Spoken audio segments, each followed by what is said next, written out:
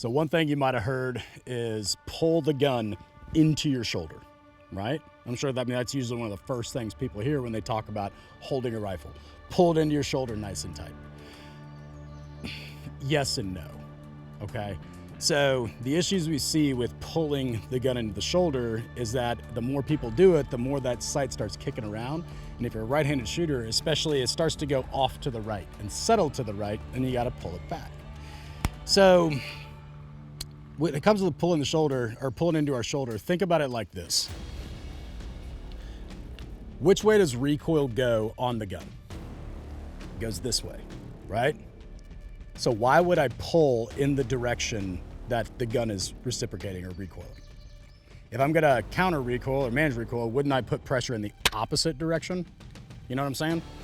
So when people are saying, hey, pull the gun into your shoulder nice and tight and pull the gun in hard and all this other stuff, what they mean is, yes, do that. However, this shoulder has to be locked into place. It's gotta be rock solid. It's gotta be that solid firing platform for the gun to shoot off of.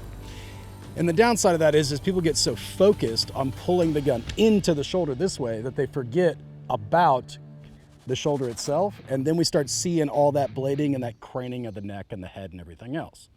So, and then we see those sights start to go up and to the right, okay? Now, the reason that's happening is because we forget about the back shoulder here. What happens?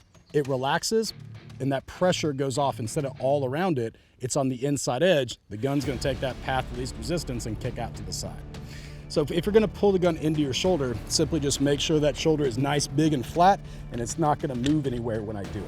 Because as soon as this happens, then we're gonna start seeing problems. So, me personally, I don't really pull the gun into the shoulder.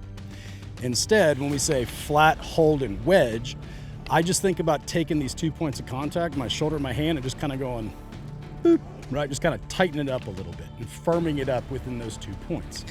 So am I pulling in slightly? Maybe the littlest bit, but really, as I flat shoulder, I hold the handguard, really I'm kind of pressing the shoulder forward just slightly into that front palm. So I know I've got that nice and hard contact and we're good to go, and that gun's gonna stay fixed between those 2 points. And it's not gonna change as we start shooting.